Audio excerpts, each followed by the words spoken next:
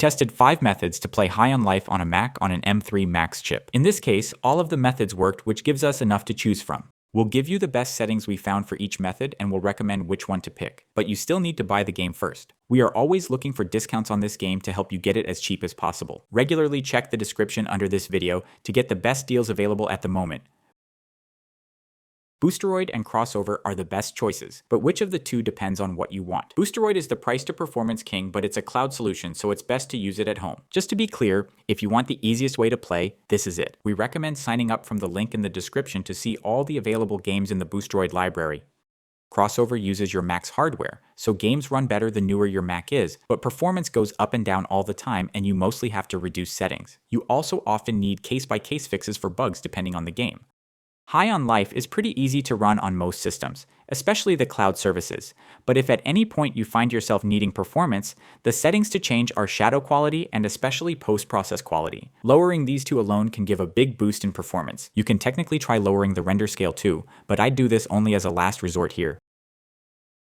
All the other tested methods are a variation of this theme. GeForce Now is the best cloud solution with all the bells and whistles, but at double the price of Boosteroid, it's just not worth it except for a handful of games which can use the latest and greatest effects. xCloud is Microsoft's cloud solution created for using with Game Pass. It's by far the worst of the cloud solutions, but it comes with the benefit of being free if you subscribe to Game Pass. Sikarugir is the free DIY version of Crossover. It works great when it works, but it's more inconsistent, less intuitive, and has a lengthy setup. Now here's what I got from testing the methods. Boosteroid is our main pick here for a reason. We ran it at 4K with high and ultra settings, and it stayed smooth even when fights got chaotic, with only the occasional network wobble if my Wi-Fi got moody. You do get the same experience with GFN, and to be fair, connection to its servers is more consistent compared to Boosteroid. But with a subscription price that's on average double what you pay for the same perks with Boosteroid, GeForce Now isn't our first pick despite its more premium feel. In other words, we still consider Boosteroid to be the optimal solution for most titles, including High on Life. Then with Xbox Cloud Gaming,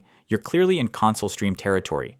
It's a controller-first experience, capped at 60 FPS, and the image tops out lower than the PC cloud options. Locally, Crossover worked well on my M3 Max with 36 gigs, as long as I forced D3D Metal in the bottle settings. At 1080p medium, I hovered around 80 FPS. High sat closer to 60, dipping into the low 50s in busy areas. Sikarugir matched that performance, but needed more tinkering and had a bit more shader hitching on first loads. So overall, all 5 methods are decent options here, and which one you'll choose boils down to your preference and the hardware specs of your Mac. Take care and see you in the next one.